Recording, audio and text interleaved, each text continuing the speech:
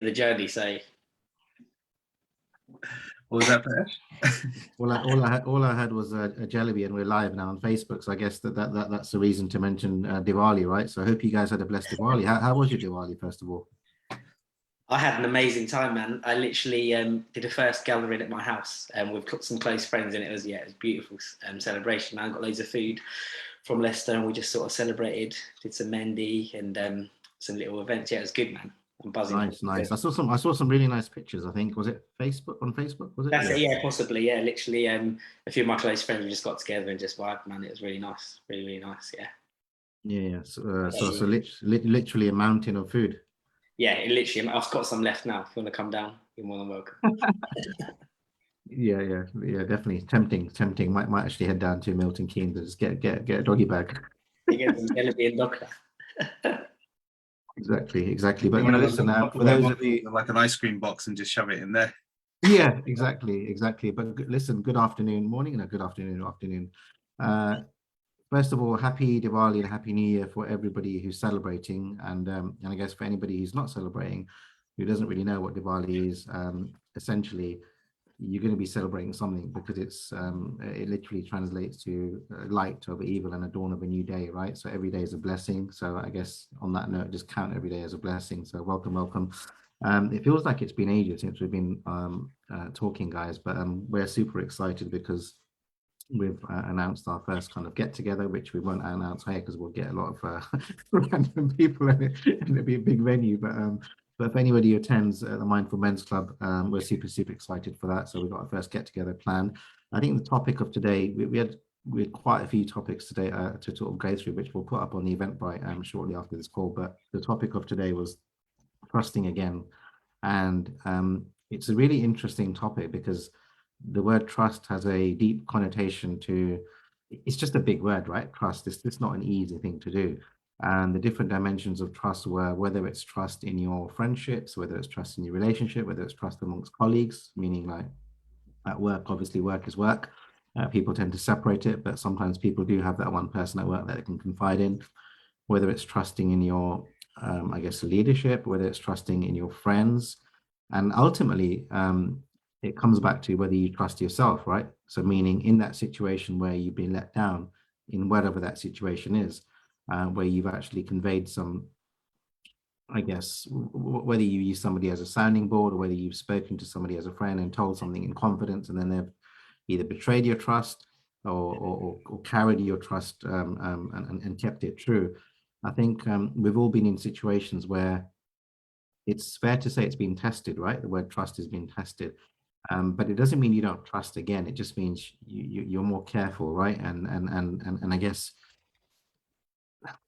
relationships is a big one. And I guess keeping it sort of general, friendship is such a general one where you've got circles of friends who are closer, circle of friends who are acquaintances, and certain things you just won't share with them and certain things you do. So I think a lot was said today, and I think kind of like some of the big highlights or learnings for me was that it's about a lived experience, right? Like you just don't know what you don't know. Like you could be two people, like you say, two peas in a pod in a relationship or whatever, and you could assume that the trust is there, but unless it's tested, or unless you're actually put in a situation where it gets strengthened or tested, whatever the right word is, then you're not going to really know, right, deep down, if that makes sense.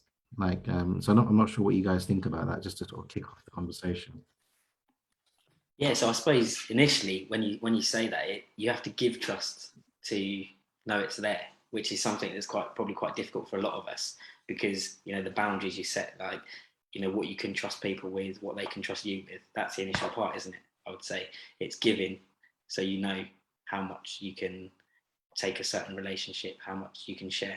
So that's the interesting part of that. And then obviously stemming from there is the expectation. We touched base on this, didn't we? Which was an interesting part for me, is that when you trust someone, is there an expectation of getting trust, secrecy, or a return of investment or anything? We've covered many topics, but it's that, for me, it was what's healthy in the expectation level, because there is always expectation to some degree. Mm-hmm.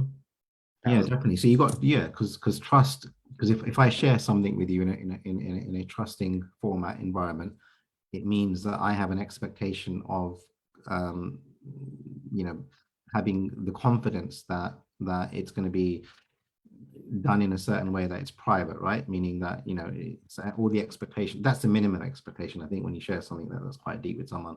And then I think that then there's expectation of, can you help me if that's what I'm looking for? Or are you a sounding board? Because it's two different things, right? Yeah. And then there's a judgment layer on top, isn't there? Meaning that if I share whatever I'm going to share with you, because you're my friend, I have the expectation that you're going to be there to listen to me. I'm just speaking out loud.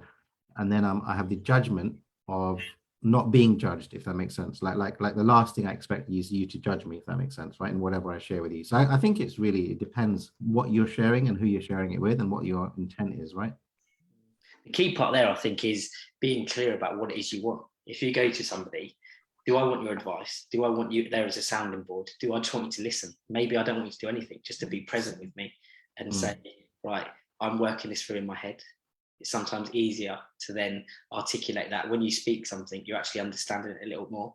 So if you're providing a platform for somebody to explore without judgment, like you said, that sometimes is the most powerful thing. You know, not saying you should do this. I think you should do this. Maybe it's not about that for somebody. Maybe it's just about being, you know, creating those conditions of exploration. I think what's interesting when you talk about those conditions is when we're seeking something, it's almost being clear on what exactly do we want from the person. I said, do we want advice or do we want them to do something for us or see something through? So in a sense of, is it competency, care, or character that we're looking for in a person? So if you know, like, for example, let's say if you, Manoj, you mentioned this earlier, if you're looking for a builder, you don't just want anyone, you want someone that's competent. You know, you can get a friend or family member to do the work for you, but that's coming from a place of care. But can they really do what you want them to do, the way you want them to do? Whereas sometimes where you just want someone's perspective just from a place of care versus their own experience, like you don't necessarily want that. And finally, character, how trustworthy is the person? Like, are they actually the right person to go to for this particular type of thing? It's a comment here that's just coming from Glenn in the chat. I've met some women who say that they don't trust men, so they make it hard for themselves to be allowed to love again. And I think this whole topic came about from a guy who suggested it, who's in a relationship right now that's a fairly loving relationship, but yet there's a concern or worry or trust of a similar experience happening where his trust was betrayed. So I think it you know, it goes both ways for sure. I didn't catch the comment fully. What was the comment? Yeah, from Glenn. I've met some women who say they don't trust men, so make it hard for themselves to allow to be loved again.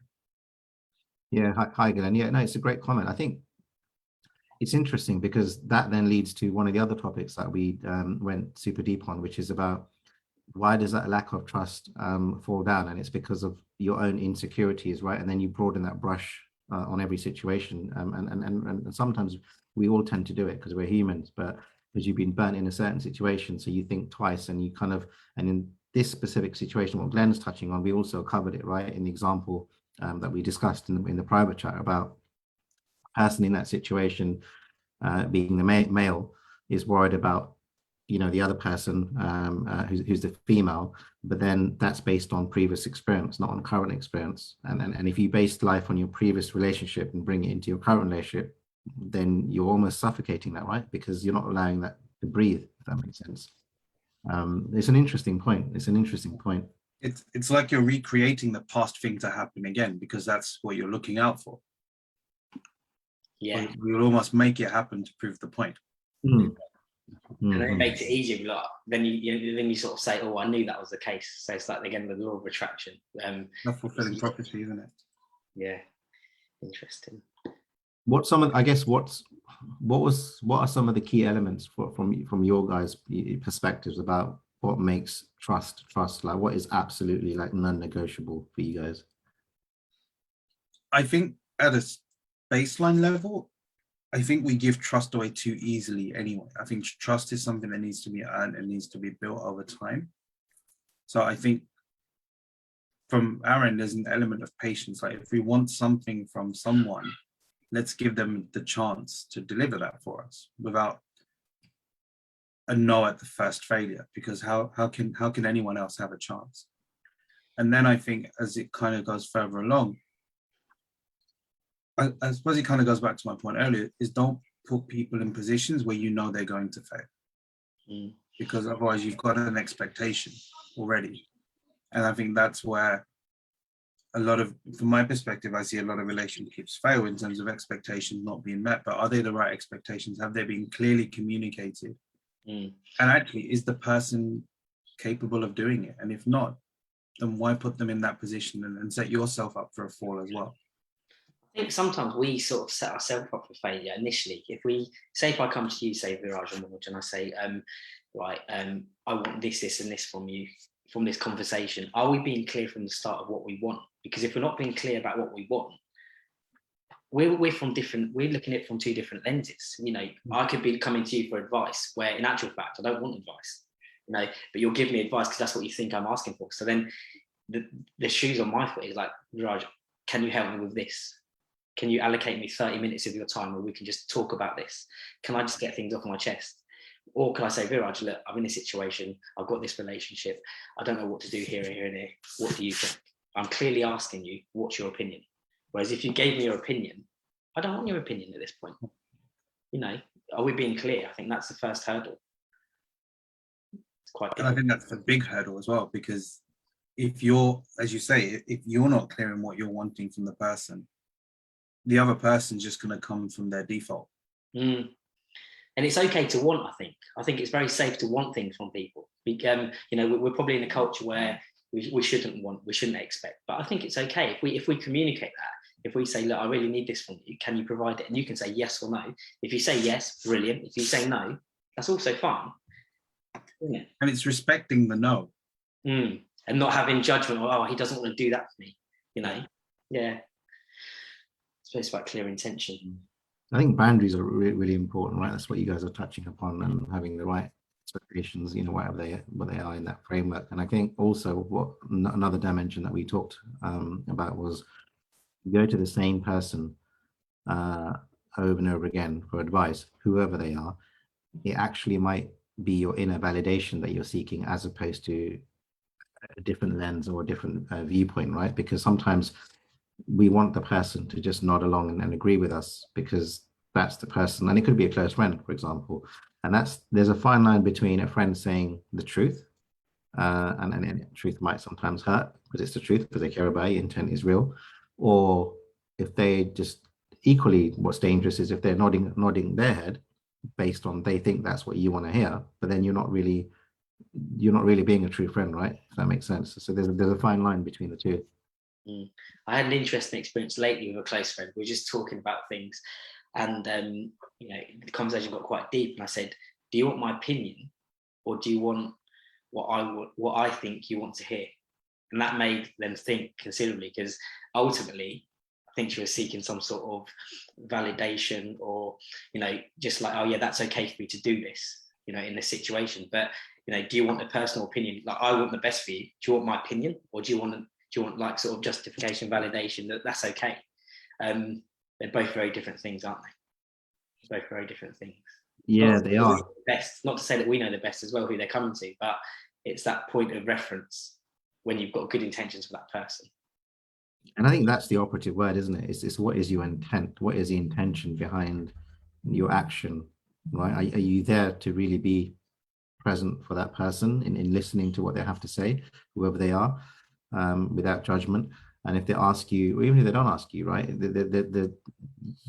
if your intent is good, then the rest kind of will flow, right? But if the intent is not good, then that's also a magnifying glance into the actual depth of the relationship and the authenticity of that relationship that you have, right? Because relationships get tested, whether it's friends or personal, marriage, boyfriend, girlfriend, whatever it is, right? But unless you're put in that situation, you're not really going to know. And that was something that came up in the previous conversation as well, wasn't it, with the lads? Yeah, because also sometimes, like, making the decision, if you ask someone for an opinion, you follow their opinion, it doesn't make you accountable, because you've still got a decision not to take advice. that's quite a deep thing as well, because you know it is difficult to make decisions when we're going through life and navigating through these choices. If one of says to me, yeah, I think we should do this, if I take it, it doesn't mean I'm accountable to your advice, because still need to process that myself and be like, right, what Monoj is saying there is valid. I think it's good because this and this, but it doesn't work for this reason. Therefore, I am going to do something, or I'm not going to do something. So I suppose it's being clear there, isn't it, as well? With advice doesn't mean you have to take it. Yeah, that's a choice, right? Everyone has a choice. Like there's so much information out there. Like there's so many people giving everyone advice, right? But ultimately, it's your choice to do what you do with that information that you've received, and to validate that information and to see, is it going to hurt you? Is it going to aid you? Is it going to develop you? Is it going to help you? Right? But that's a personal choice, I think. Bharat's just messaged here in the chat saying that it's being open to everything, good or bad. Who's that? Sorry, Bharat. I didn't catch the name again. Bharat. Bharat. Okay, yeah. And so what is it? It's just being, so the statement is to be open, right? Yeah. Sometimes coming from a place of neutrality is the best place, right? Otherwise, otherwise you're coming from an angle already, right? If that makes sense. If you're not neutral. Yeah. And I suppose just on that point, because I think at looking at it from one level, you're right. It's coming from that place of neutrality, detachment, not having expectations. But what would you say to someone that's having like some very serious trust issues with people or friends or family or relationships? Like, what would be a way for them to begin to let go of some of the, you know, the tension around trusting people? As in that scenario, you're asking like what would be some of the actual pathways to get to that. So let me just, in a family situation, right? Yeah. So someone's having trust issues, let's say broadly speaking, in relationships with people that are close to them, whether that's friends or family or their partners. I'm going to take some of Pretish's advice. Are you asking me for my opinion, or are you asking me as a sounding board? Your opinion. My opinion. Okay, then I can give it because it's my opinion, right? So it matters not because it's what you do with it as well. Exactly. I think I've experienced that as well. Just keeping it real, like we always do. So I think if I had some issues with trust in a family environment, there's no way that, like, I would know. For example, like my intuition would tell me, like, for example, like that person deep down would know who they can and they can't trust. Like if you remove the family label out of it, and the sibling or the partner, whatever it is, right, in terms of the family dynamic, you just know, right, who you can and can't trust. And therefore, if you know who you can and can't trust, that's the first place of navigation, whether to share what you're going to share, right? Because it has to be with the right person, first of all, right? Not every family member is there for you to share everything, right? You know, your life streams, wishes, or, you know, whatever you're going through. So I think validating the right person, and I think we touched on it on the previous talk, didn't we? Whereas sometimes if you speak to a close friend and you speak to a family member and then you speak to a total stranger, you'll get such a contrast in perspective of opinion, because the family member knows you all their life. The friend knows you at the juncture when you became friends, whereas the random stranger or the person you've just met has no biased opinion of you. Therefore, you could argue that could be the most purest sense of opinion, right? So having that wide lens, and it depends, right? Like if you're talking about something deep in terms of life changing, you kind of want to just not take one person's opinion and go with it, right? You definitely want to put the feelers out a little bit with the right individuals who have the right intention behind that, whether it's a signing board advice or whatever, and then it's up to you to make that own decision, right? Like it's impossible, I would say, Viraj, to navigate in a family landscape system and then trust everyone in the family. It's sorry, not impossible. Let me choose my words carefully. It's very unlikely because you're talking about humans and personalities at the end of the day, and everyone has a different formed opinion. And the relationship within the family could be stronger, weaker, depending on who you guys are, right? So is the question about should you be trusting your family members because they are family members, or is the question more about who within the family members of that structure is the right people to, I guess, gain your trust, right? I think there's different dynamics to that, what you just shared in that scenario. I think as you said, there needs to be a bit of a, not a consensus, but you need to pull the field, people that are detached, people that are close, to kind of get a general sense. But I also think it's important not to go to too many people, because that can be a sea of opinions and that can get really confusing. Because Flat out, isn't it? the more choice you have, the more difficult it is. So I think it's important to recognize who is someone that you trust or are close to that can give you I suppose, an opinion from a place of care. Who's someone that is a little bit removed, that may be able to see something that's not so close and uptight. And then, maybe go to someone that you know or identified as an expert, or someone that's been through something, to gauge their perspective.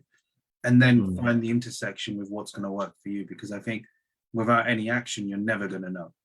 No, That's a really nice way to put it. That's like, those three different types of people, because that's from different walks and different views. Then you can then make your own informed decision. And then I suppose if somebody comes to us for advice as well, it's also not holding them to, you must do what I say. That's very important, I think, as well, because 9 times out of 10, if somebody keeps coming to your advice and they don't take your advice, there's going to be a line where you think, do you know what? There's no point here. So it's about being clear. But that's a really nice takeaway.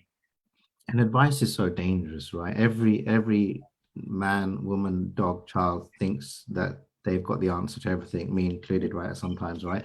And advice is really, really dangerous, because you've got to really, like, back to your point, Raj, is like, if it's something to do with a pathway to get somewhere where others have been, then we've all talked about it, right? Success leaves clues. So are you talking to the person who's a professional or in business or career or whatever that is, that's already been there, done it? So there's some validity in terms of what they can give you, right? Because it's lived experience. And then a family member, because of the loving, relationship, because they always going to have your best feelings at heart, right? Or that's the intent. And then the friend, who's kind of just, you've told everything, right, to that friend, male or female, just there's no judgment.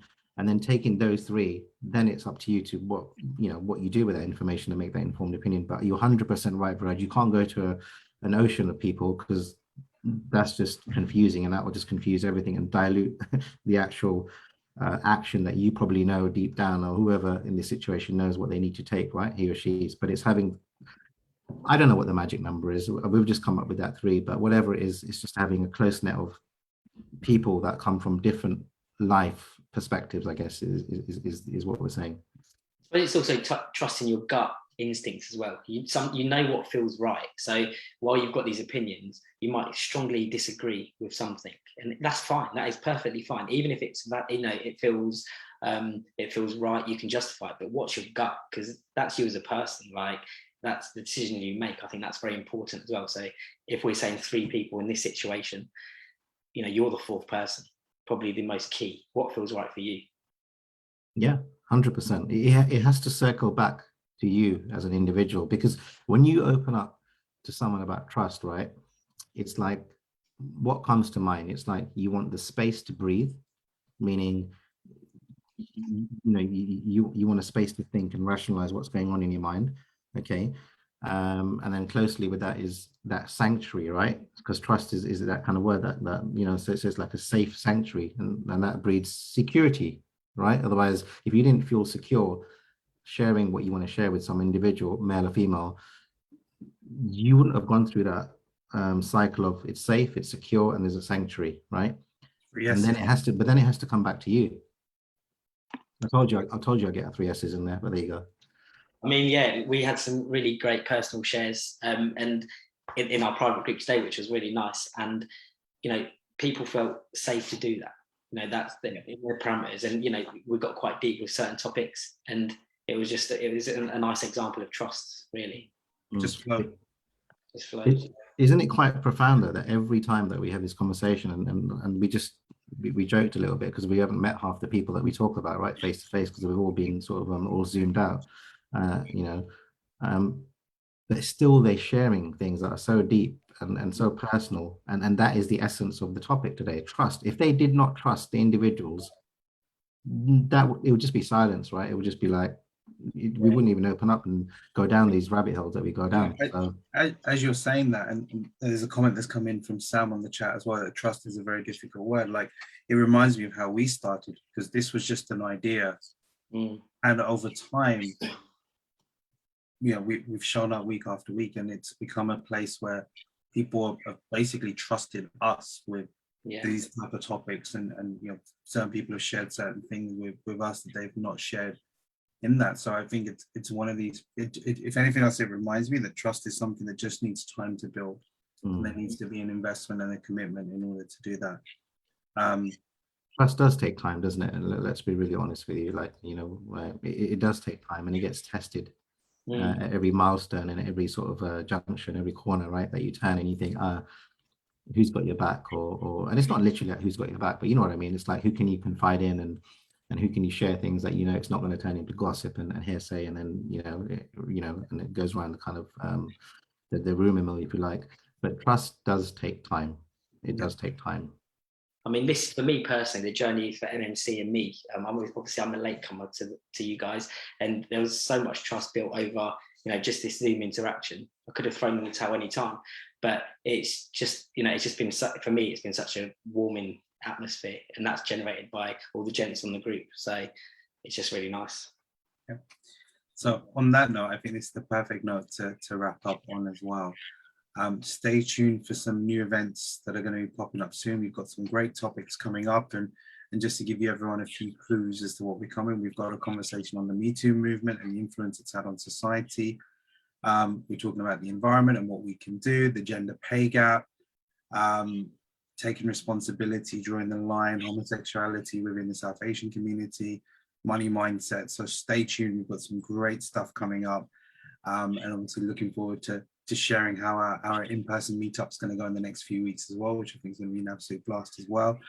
Manoj, Pratesh, anything to add before we wrap up? No, it's all good. I hope everyone has a good weekend, and we'll catch up soon.